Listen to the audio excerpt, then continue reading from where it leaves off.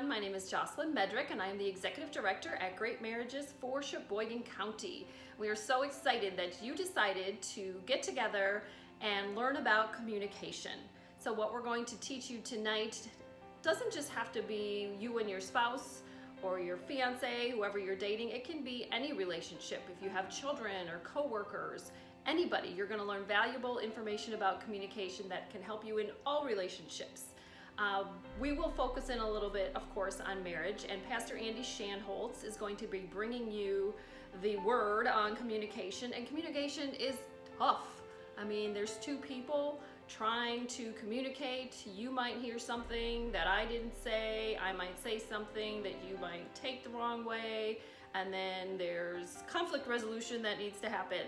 So communication can be very tricky because you are two completely different people. So don't feel bad if communication is an issue. It's pretty much an issue for everyone. So thanks for taking the initiative to learn a little bit more about communication.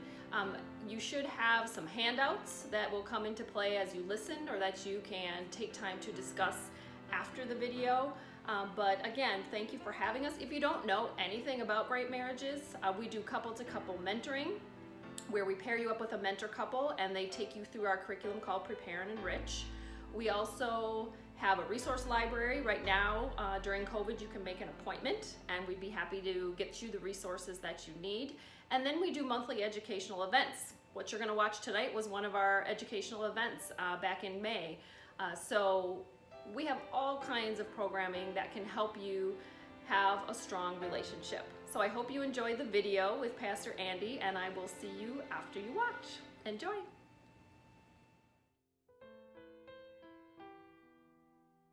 Hey, I want to welcome everyone to this teaching on communication. I'm honored that Great Marriages had asked me to do this. Great Marriages is really a gem that we have here in Sheboygan County. Their mission is really to provide educational material for marriages, for families, for people that are dating, people that are maybe struggling. It's a great resource. So I would encourage you, if you want to enhance your marriage, is contact Great Marriages down in downtown Sheboygan at 612 Center Avenue. And I'm Pastor Andy. I want to just share a little bit about my background. Is that I'm a pastor, interim pastor. I've been pastoring at Hope Community Church in Manitowoc, Wisconsin for the last 4 years. And I've just now launched a new ministry called Pastor to Pastor, which is a ministry that really, it's like a life coach to pastors. And one of the things that started me researching this area of ministry was really my heart for pastors and their marriage. And I found that a number of years ago, I was so passionate about ministry that I actually began to neglect my marriage, and my church had become my mistress, and it really affected my relationship. And I could talk a good game, and when I was counseling people, I sounded like a real authority, real expert on marital issues. And the reason was that I was having these issues. And one of the things I had to learn was really how to communicate, understand how to talk with my wife and how to talk with those who I was counseling with, so they weren't making the same mistakes that I was making. So that's what really got me involved in here. And for over 5 years at my office, I was the regional director for a ministry called Freedom Life Skills. And my office was located in the Great Marriages building. So I was able to observe what they were doing and also being a part of what they were doing. Jocelyn has asked me many times to be a part of their date nights that they have. And this is one of the topics of the date night is communication. You don't understand. And I've done several other topics as well. And I've also had the privilege to work with her in going to different companies and doing this lunch and learn. And we went to Bemis, and we went to Stelting Manufacturing up in Kiel. Just being able to just talk about leadership and talk about communication, talk about family, just really providing tools and resources to help people to really experience what a healthy relationship is all about. So getting into the topic here tonight is communication. You don't understand. How many times have we had our spouse or maybe even our kids say to us, "You just don't understand. Dad, you just don't get it. You don't understand." Or maybe you have a boss at work and you're trying to communicate to your boss and you go, "You just don't understand." And it gets so frustrating. But you know, what I've learned is that communication is vital for healthy relationships. See, a conflict does not resolve itself in silence because the conflict will simply go underground. And it's just under the surface of behavior. And what happens is it will begin to fester. It'll become a continual source of irritation. There may be a time of trigger to where, why do I do that? Why did I say that? You see, the key to conflict resolution and the foundation for healthy relationships is learning how to communicate. And I'm going to identify in this study is to identify our communication channel. And also, I'm going to teach us how to bridge our communication channel with our spouse or our partner, with our children, with our coworkers. And we're also going to explore some listening techniques. We're going to look at the 17 nevers of communication. And I'm going to explain something that I think is a key statement. I think this is the missing link to effective communication. And it's this statement here. We don't see things the way they are. We see things the way we are. And that's going to be huge and for us to come to an understanding about communication. Because we have life experiences, we have been wired differently, maybe we come from different backgrounds, and all of these things factor into how we communicate with our spouse. So let me ask this question. Why is it so difficult to communicate? Why is communication difficult? I mean, we do it all the time, right? We're always talking with people, whether we're doing it verbally or whether we're doing it with our body language. We're always communicating, but why is it so difficult? Let me suggest this. When two people talk, there are 6 possible messages that gets through. Let me say that again. When 2 people talk, there are 6 possible messages that can get through. Number 1, what you mean to say. Number 2, what you actually say. Number 3, what the other person hears. Number 4, what the other person thinks they hear. Number 5, what the other person says about what you said. And number 6, what you think the other person said about what you said. You can see why communication can be difficult at times because there are so many different things that can be processed through hearing that. We can hear the exact same information, we can see the exact same information, and we can draw a different conclusion, all based upon how we are wired. And I'm going to elaborate on that in just a moment. But you see, how the listener hears depends upon if the listener is audio, if they're visual, or if they're kinesthetic. Now, every child is born with all 3 of these channels open until they are wounded emotionally. And then 1 or 2 begins to shut down. And you know that the dominant channel of communication and the dominant channel of how they will learn becomes evident around the ages of 2.5 years of age. The channels that are shut down become the channel where their pain is, and we carry that into our adulthood. And see, we don't even realize it. But let me give you an example.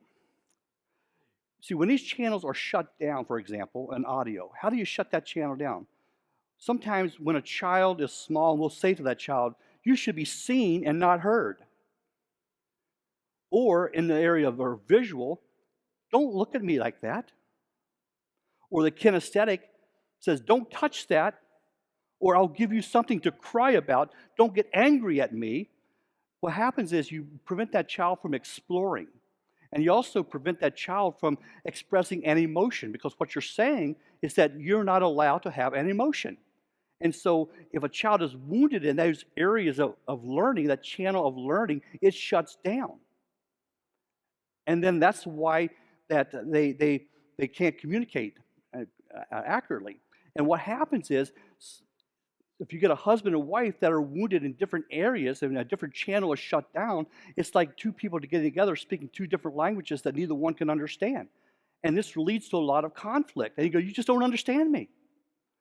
You see, did you ever meet someone and you felt like, when the first time you ever met them, you felt like, man, I've known this person all my life. We really engaged, we connected, we were able to have conversation, and it's just like, wow, this person's not a stranger. I really connected with this person. And the reason being is because you have connected or linked in the exact same communication channel. And when that happens, you feel like, wow, I know this person. I can really communicate. I can talk to this person. But conversely, have you ever met someone that they will talk to you and you see their lips moving and you're going, what did they just say? What? I knew a person when I was pastoring several years ago, and she would come to me, and I would smile, and she would begin to have a conversation with me, and then she would walk away, and I go, what did she just say? I don't have a clue. And this happens a lot of times in relationships because we were in two different channels. Now, as a teacher, I've learned that I have to communicate in all three of these channels. Now, if you're audio and you're listening to me and you're really getting this, and if you're watching it by video or online, you're also connecting because there's something visual. But here's the problem: if you're kinesthetic, you're probably going nuts because kinesthetics has to touch people, and because of the pandemic, we can't touch anyone, and so you're probably having a hard time adjusting because you can't function unless you touch, because you're very relational. And so this has really been hard for you. Now, we emailed some things out with this particular study that there should be some handouts. So for you kinesthetic people, grab hold of those handouts, and won't you be the keeper of those? You just hold onto those, and when I make reference to those, you can be the one that hands them out to everybody else that's watching in your home. This will give you a place of belonging, because this is how you communicate. You have to be relational. Now, how do you know when a channel is open? Like I said, when I met this person, I talk, I feel like, man, I've known this person all my life. You ever talk to someone where their eyes get wide open and it looks like, man, this guy's really passionate about that? That's because I've connected in a channel that allows me to express myself. And that's one of the ways you tell is how the eyes are. Are the eyes wide open? And they seem to be bright. On the other hand, if you look at someone and their eyes seem to be glazing over, like some of you right now, or maybe your eyes are going closed, it's because I'm not connecting in your channel. And maybe you find this in your relationship with your spouse or coworker, that you're just glazing over. But you know, there's good news. This can be fixed. Let me ask you a question. Have you ever sat in a meeting where the facilitator, and most facilitators are generally audio external, an audio external person, or people that talk out loud to themselves. You know, they'll walk through the office and they're having a conversation with themselves. You know, looking around, do they have a Bluetooth attached to them or what's going on? But they're having a conversation. And they'll say something, well, I've got my keys here, I did this, I got to do this. But that's how they talk. That's how they process information, is they talk out loud. But here's a problem. Generally, I find that most audio external people are in a position of leadership, and generally his team around them are audio internal people. And audio internal people, they have to hear things. They have to think it through before they make a decision or give feedback. And see, an audio internal person, when they finally speak, a decision has been made. Whereas an audio external person speaks out loud and they're just simply processing. They're the ones that will say, let's talk this through. Let's talk about this. And I remember several years ago, when I was still with Life Skills, I had a pastor come to me and says, you know, my staff and I are just not connecting. And can you help us with this? And I said, well, tell me a little bit about it. And so he shared with me about his staff, what he was doing. And I observed all right away that he was very audio external. And everyone on his staff were audio internal. And so I suggested, if you want to get them to engage and give you information, I suggest letting them know 2 or 3 days before the meeting what you want to discuss and what your expectations are of them, and communicating that message to your team. And this is even, I find, in a lot of marriages. A wife may, and it's generally the wife that will say, I want to talk about this. And a husband is frozen. He's like he's deer in headlights. The glaze look is in his eyes. And he's not sure how to respond to that. And sometimes they force a response, and then something is said or done that they can't take back, and then a conflict occurs.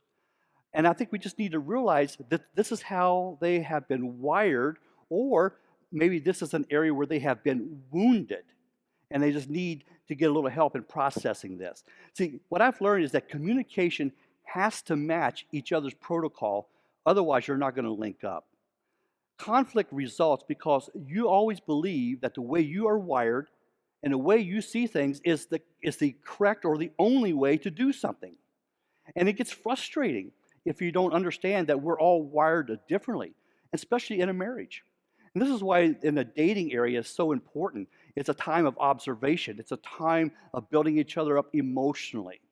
And a lot of times marriages get into trouble because a lot of times they will enter into a physical relationship, a sexual relationship, way too premature.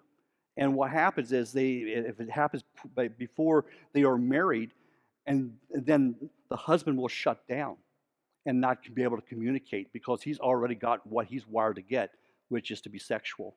And women are wired to be more emotional. And sounds like a real generality. There are always exceptions to that as well. But scientifically, women are 90% emotional, 10% sexual beings. Men are 90% sexual and 10% emotional. And so when they link that together in a proper biblical way of courtship, dating, marriage, then the relationship grows.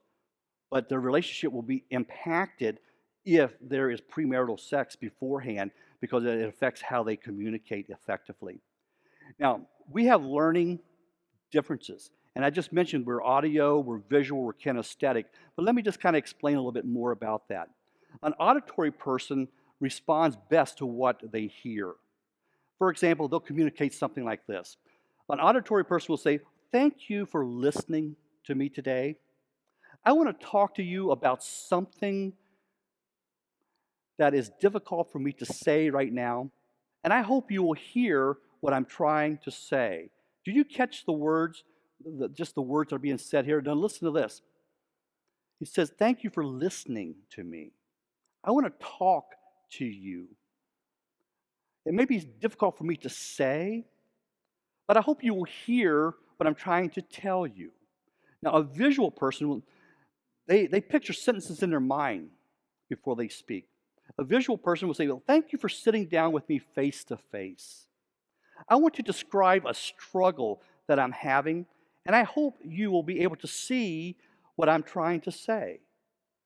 Whereas a kinesthetic person, or the feeling relational people, they'll say they have a heightened sense of touch and emotions or intuition. They respond on the basis of feelings. They'll say their conversation will go like this: "Thank you for taking the time to sit down and talk with me. I really struggle with communicating with others, especially when it's about something I'm having a problem with. And I hope that you will bear with me." You see, a kinesthetic person always seems to put other people's needs above theirs. They're more concerned how you're going to respond, how you're going to react to things. These are the touchy-feely people. Now, remember, when you see the other person's words, style, and tone, he or she will listen. Flexibility in communication styles gives you influence and power in your relationships. Now, in your packet, some of you may be wondering, well, what am I? Am I audio? Am I visual? And am I kinesthetic? In your packet of email, there was something that was sent to you called the Communication Channel Assessment. It's 8 questions. And basically, when you take this assessment and you tally up the score at the bottom, and it will tell you whether your dominant is visual, whether your dominant is audio, or whether your dominant is kinesthetic. I suggest that you both make a copy for yourself. Both of you, husband and wife, take the quiz, or you and your partner take the quiz. And then if you have children that are old enough, maybe young teens, preteens, have them take this as well. Because a lot of times the problems and frustration are at home is that you feel like I'm drifting apart from my kids, that I'm not able to engage them. We're not connecting. We're not linking up. This will help you to determine if there's an area of their communication channel that may be shut down. And you may also identify what is their dominant area of communication, and that way you can adjust it. I also included in the package what I call neuro-linguistic verbs.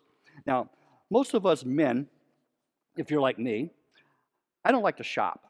Shopping is a kind of a bad word for me. I'm a type of guy, if I go into Walmart or any store, I go in, I don't even need a bag to carry down because I know why I'm going into that store. I'm going in to get this particular item, and I'm out of there. And my wife will say to me, I need to go to Walmart and pick up a couple items. She'll come back with 3 or 4 bags of stuff. We're just totally different. But because I love my wife, and she asked me, would I go shopping with her one day? We went to the mall up in Appleton, and as we went, and after about less than 5 minutes, I'm bored to death already. I'm ready to go home.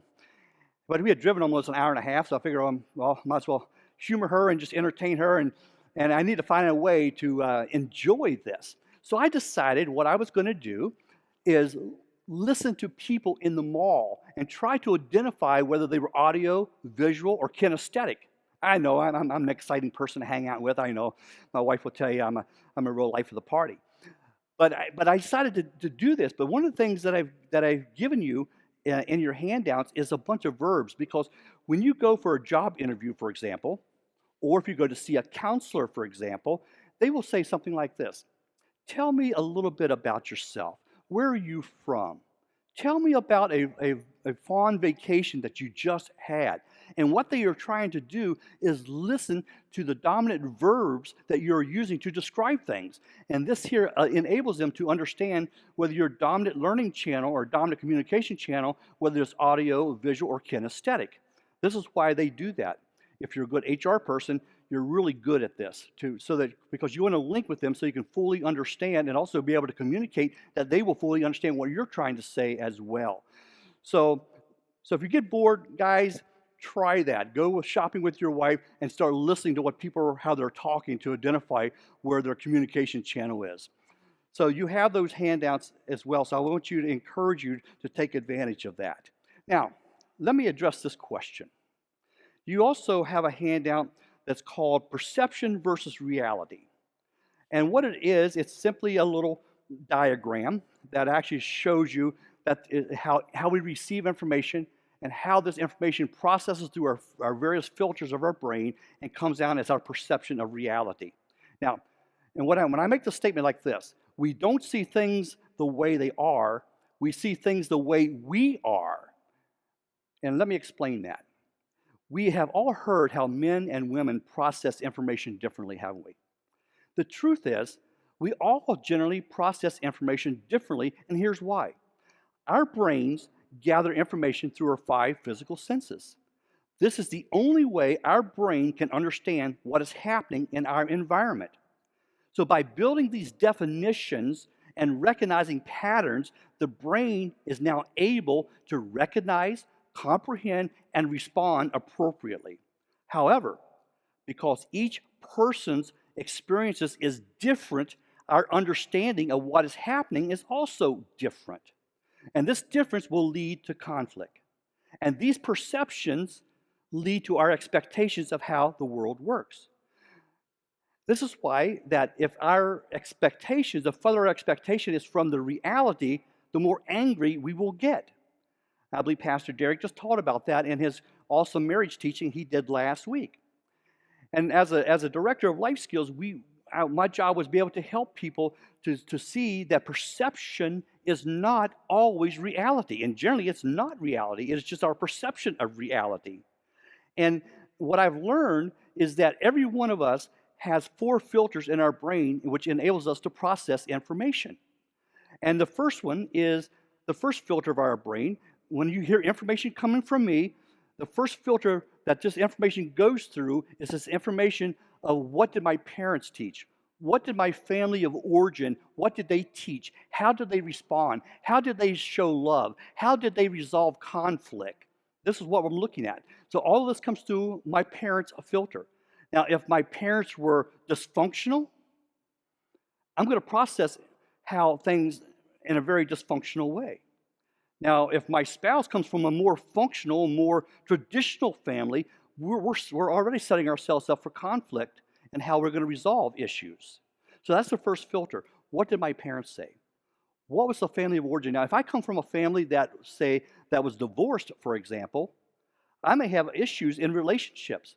I may have issues in communication. I may have issues in just resolving conflict at all, because my parents, the way they resolved issues was divorcing. And so I have to take that into account. The second filter that this comes through is trauma. Trauma or critical event. if you have experienced one or a cluster of these things before the age of puberty, your emotions will freeze. We call it arrested emotional development. If you've experienced rejection, incest, molestation, emotional or physical abuse, one or a cluster of those things, your emotions will freeze at that point of trauma. And your ability to give and receive love, your ability to resolve conflict will be that as a child. Statistically, 95% of marital conflict is the result of unresolved issues back to the ages of 8 and 9. So we as pastors, when we're performing weddings, we are actually marrying 8 and 9-year-olds emotionally. How does an 8 and 9-year-old resolve conflict? They'll throw a tantrum. They'll throw things. They'll do name calling, blame shifting, and maybe they'll pout and I'm taking my ball, I'm going to go home. This is how they resolve conflict. And a child is very selfish. A child is all about me. They are not able to process the big picture. And it may be cute when you see a child doing that, but when you see a husband or a wife doing that, there's an issue. And especially when you're beginning to get, for example, this is mine. This is my CDs. This is my books. This is my stuff. Well, that's a 2-year-old that does that. It may be cute when a child does it, but it's not cute when we as adults do that in our relationship. Again, 95% of marital conflict is the result of unresolved issues dating back to the ages of 8 and 9. The third filter is religion or a learning process. Everything that I'm saying to you is processed through that religious filter. If you had a historical background in church, you're processing everything through that. You may be evangelical now, but everything goes through that historical process. Or maybe you had a life commandment put upon you. A life commandment, for example, is a gyro in which we live our lives. I remember my life commandment was, you're never going to amount to anything. I spent my whole life trying to prove that guy wrong, even at the point of almost losing my marriage. Because you see, when you are trying to prove someone that says you're not going to amount to anything wrong, you spend all your energies in life trying to disprove that. And this guy didn't have a clue, he even remember saying it. But yet it resonated when I was 10 years old in my being so much that I was driven. I am driven to succeed at everything that I do, even at the expense of relationship. And when I finally realized that, my wife once said to me, says, why is it you're so good at work, but you're so bad at home? And I thought, what do you mean? I'm good at everything I do. But yet, I was disengaging from my marriage because I was letting a life commandment to dictate who I am and what I do. And when I realized that I was the problem and not my wife, that's when God began to fix things in my marriage. And now I have a great marriage, 39 years in July, and it just has been the best it has ever been. And God gets all the glory. And the last thing is social expectations, or filter of society. You know, my wife grew up in the Midwest. I grew up in the Atlantic states, or close to the southern Virginia, West Virginia states. And we process information different culturally. How we interact, how we resolve conflict is different. I remember before my wife and I were actually dating, I was probably 18, 19 years old. I just moved to Wisconsin, and I was bragging how, oh, I really miss this pretty Southern belles. And my wife, not my wife at the time, and we weren't even dating, but Jean speaks up. She goes, well, if you want to marry a ding-a-ling, go back south. I realized that the girls in the Midwest had an opinion. That was hard for me to adjust to, but it's worked out well. We have a great relationship. But also in your package, you have a handout of a picture of an old woman and a young woman. And when you look at that picture, we both can look at the same thing, but yet draw different conclusions. And this is a lot like our relationships. We both can hear information, we can see information, and we'll process it and draw different conclusions. I spoke at a marriage retreat back in February, and I had them pull out this worksheet of this picture. And I just asked them to look at that picture. And as they begin to look at that picture, I asked them, how many see an old woman? Hands go up. How many see the young woman? Hands go up. How many see both? Some did, but the majority saw one or the other. So the challenge was for the ones that saw the other one was to convince them that they were right, and vice versa. And it turned into a very interactive, interesting game to get them to see that. Because what I see determines my response. If I see an older woman, I may want to help her across the street, carry her groceries. If I see a younger woman, I may want to ask her out if I'm not married, or maybe flirtatious. That's going to it determines a different response based upon what I see. But yet, looking at the exact same information can draw two different conclusions. Now, let me talk to you about the 17 nevers of communication. You have a list in your packet as well. I just want to go through these quickly. Number one, you should never raise your voice in your home. Proverbs 15:1 says, a harsh word stirs up anger. So never raise your voice in your home. Number two, never publicly embarrass your mate or partner. I learned this one the hard way, right after we were married. Anyone that knows my wife knows that she has what I call the gift of harassment. She likes to harass people. She's a tease, and she's very playful. And I remember we used to do this to each other quite a bit as we were courting and dating. But then, after we got married, I continued on, and she got real quiet. I remember getting into the car, and I said, "Hon," "what's going on? Is something wrong?" She goes, "I'm your wife now. I'm in a different role." And she goes, I don't think it's healthy for us to be that type of playful in public. I said, "Oh, okay." You see how a lady, everything is interconnected. As a guy, we're still in our compartments, and I'm still back there having fun playing. But now I'm in a different role, which required a different behavior or a different response. And so never publicly embarrass your mate or your partner. Number three, never argue in front of the children. And I think it's going to be contextual, what you're arguing about. But the main thing is that the children need the assurance that the parents love each other. See, if we argue in front of our children, this will cause the children to disrespect the parents, and they'll start playing one over the other. Number four, never use your children in the conflict.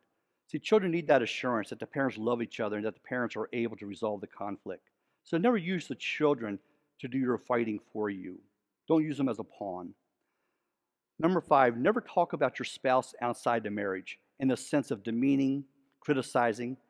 I think it's important that we have a close friend that says, "Hey, I'm struggling in an area. Would you pray for me?" But you don't need to dump all your garbage there, because this is a woman that God has brought unto you.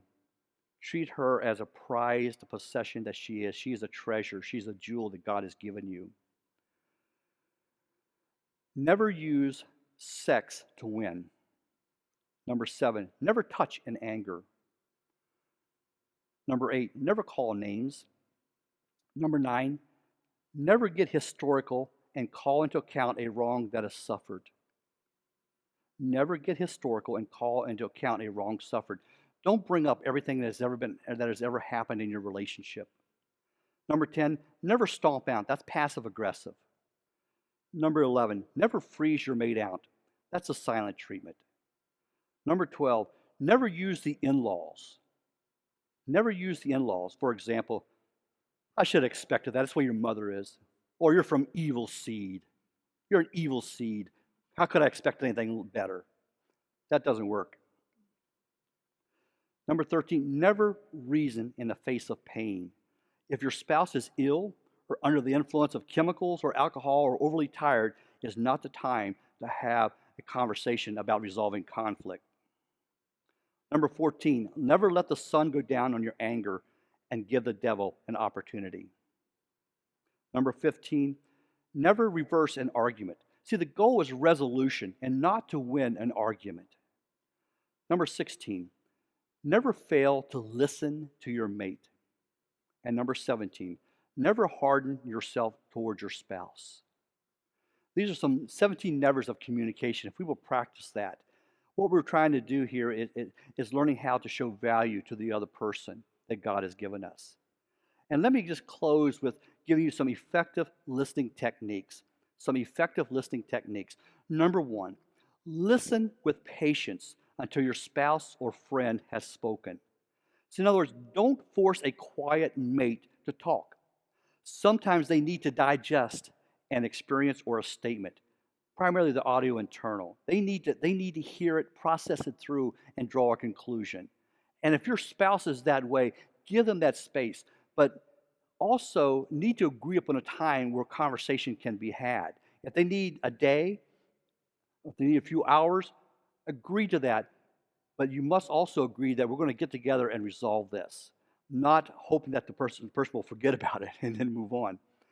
But be patient. Don't force them to speak if they're not wired that way. So that's why it's important to recognize what is their communication channel. You need to link to that channel. Number two, listen with your face. Look at your mate when they talk. Give them your full attention. And I find so easy because guys, we come home, we turn on the news, we want to catch up on the sports and so forth. But I find it so important if my spouse is talking to me, I will shut the TV off and I'll go to where she's at. If she's in the kitchen or wherever she's at, and look her in the eye and have this conversation. That will serve great dividends down the road. But another thing, guys, I've learned this, is that when my wife would come home, she wanted to talk. It wasn't that she was looking for solutions to a problem she was having at work. She wanted a sounding board. She wanted someone that would give her some empathy, someone that would just listen to her and affirm her. But us guys are wired, we're fixers. If our wife comes home and presents a problem, we just want to offer solutions. But what that communicates is that you're saying this, you're not real smart. I'm the smart one here, so you come home and I fix all your problems. And that's not what they want, friends.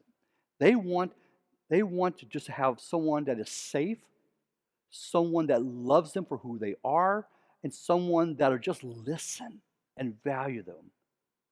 That's important. That's a hard one for us guys. Listen with your face. Number three, listen until your spouse has finished speaking. Don't interrupt and don't hem and haw while your spouse is speaking.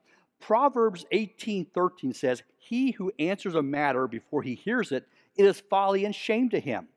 So many times as guys, our wife is sharing with us that some things they're struggling with or and they're just simply looking for a vent. They just want to vent. And yet, we're wanting them to finish speaking so we can offer solutions. Or sometimes we'll interrupt them because we want to get to the news that's on TV. Number four, listen and then file away what you hear in a closet of privacy. Let me repeat that. Listen and then file away what you hear in a closet of privacy. What is said in times of marital conflicts should be said in privacy and kept there. It's not the time to pick up the phone and call your mom or your dad. It's a time to maybe get on your face before God and ask Him to intervene. Ask Him if I'm wrong to change my heart. If they're wrong, have God change that person. Don't try to manipulate a response out of them, but be teachable and pliable and allow God to make the changes and adjustments that He sees fit that will be healthy in your marriage. So listen and then file away what you hear in a closet of privacy. A lady is wired for security, and it's not just a financial security, it's knowing that they can count on you, that you're there. When all else seems to fail, when all else seems to be dropping, they know that they can count on you, that you'll be the biggest supporter, you're the biggest lover and cheerleader for that person. They want to know that. And then fifthly, listen without rude body language. Don't have smirks or facial grimaces or turned shoulders, aggressive stares. What? Are you sure? Are you serious? You don't want to do that. Or crossed arms. Come on. You don't want to do that because all of these are acts that will fuel conflict rather than diffuse it. And here's the note about listening. Listening is the greatest way to show value and respect to a person. That is why it's so important to listen to your spouse and have that communication. Because when you do that, when you're listen with your face, you're saying to them that I value you. You are the most important person to me. And I want to hear what you have to say.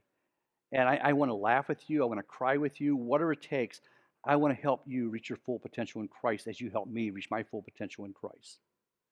In closing, if you haven't gotten anything that I've said here today, remember this one thing. Anytime in a relationship, anytime there's conflict, remember that the value of the relationship is always greater than the conflict of the moment.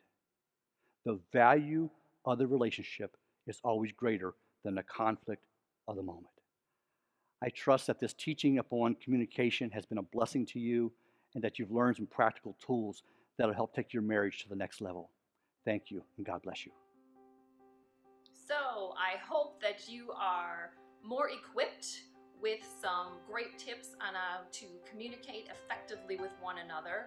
If you didn't fill out the communication channels worksheet before you watched the videos, then take a moment now and just pause and figure out what your communication channels are, because that is going to help you communicate better with one another.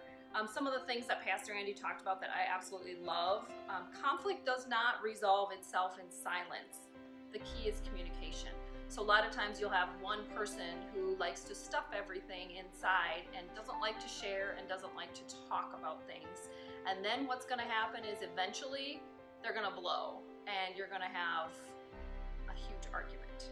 So I don't know if that's ever happened to you, but it certainly has happened here in this house. So don't stew in silence. Let's use some of these things that you just learned to communicate with one another. I love also what he said, we don't see things the way they are, we see things the way we are. So we don't see things sometimes the way they really are because of who we are, how we grew up, all different kinds of things come into play there. Love those 6 messages about when 2 people are talking, what is possible. It kind of makes you laugh because, like, how do we even ever understand each other?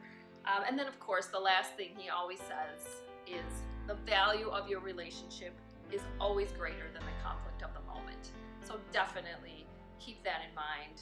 If you are struggling, if you're in a hard place right now, the value of your relationships, it's greater than just this one moment in time and the conflict you're experiencing right now. So if you are struggling and you want a little more help than just this video, please call us at Great Marriages. I mentioned that couple to couple mentoring program. We are here to help you. So if you need just a little bit of extra help, give our office a call. We are available by phone. The office is closed to the public right now, but we are available by phone and we'll make an appointment. And our mentor couples, most of them are meeting face-to-face with couples. Some are doing online, so it's really whatever you prefer, but take advantage of that. If you need it, just call us. We're here to help you. And I hope that you all have a great discussion now and that you enjoy the rest of your time together. And once again, if you need anything, we're here for you. Thank you.